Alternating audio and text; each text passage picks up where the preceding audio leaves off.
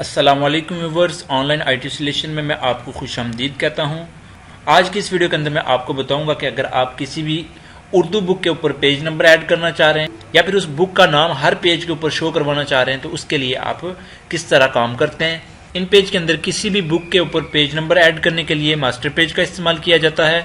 अगर आपको master page के बारे में नहीं पता तो आप ये वीडियो कंप्लीट देखें तो इंशाल्लाह आपको उसके बारे में पता चल जाएगा। वीडियो शुरू करने से पहले अगर आपने हमारे YouTube चैनल को सब्सक्राइब नहीं किया तो आप हमारे YouTube चैनल को जरूर सब्सक्राइब कर लें और हमारे फेसबुक पेज को भी लाइक कर लें ताकि मेरे IT से रिलेटेड जितनी भी नई वीडियोज आए उन सब की इन्फॉर्मेशन आपको मिल सके।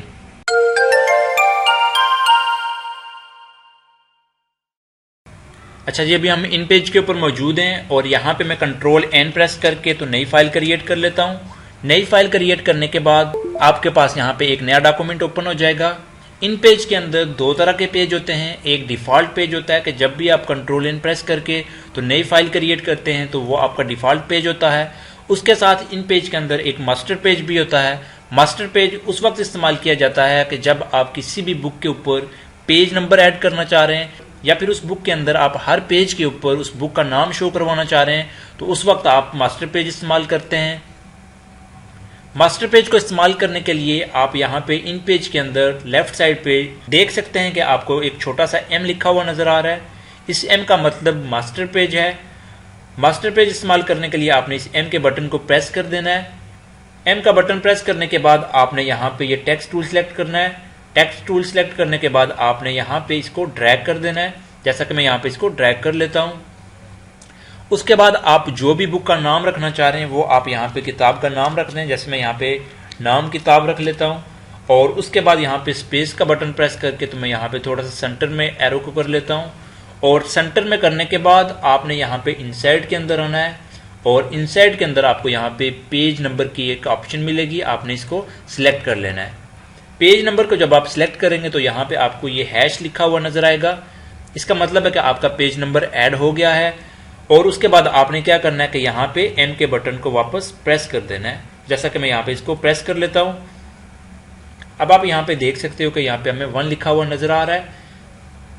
पेज ऐड करने के लिए आपने यहाँ पे इंसर्ट के अंदर आना है और यहाँ पे पेज पे क्लिक कर देना है। अब आप यहाँ पे जितने भी पेज ऐड करना चाह रहे हैं आप उतने पेज लिख दें। जैसा कि हमारे पास एक पेज ऑलरेडी ओपन है और हम 100 पेज ऐड करना चाह रहे हैं तो टोटल हमारे पास 101 पेज हो जाएंगे। तो यहाँ पे मैं 100 लिखने के बाद ओके प्रेस कर देता हूँ। अब आप यहाँ पे देख सकते हो कि हम पेज नंबर 2 के ऊपर मौजूद हैं और यहाँ पे भी पेज नंबर 2 लिखा हुआ नजर आ रहा है और टोटल हमारे पास 101 पेज हैं।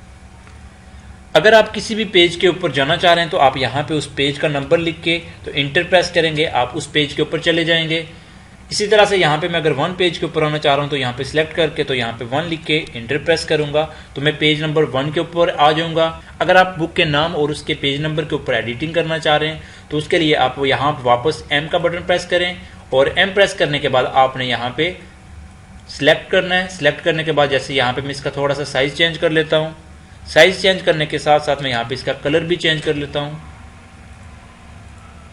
और यहाँ पे वापस M के बटन को मैं प्रेस कर लेता हूँ। अब आप यहाँ पे देख सकते हो कि यहाँ पे वो बुक का नाम और उसका पेज नंबर रेड हो गया है।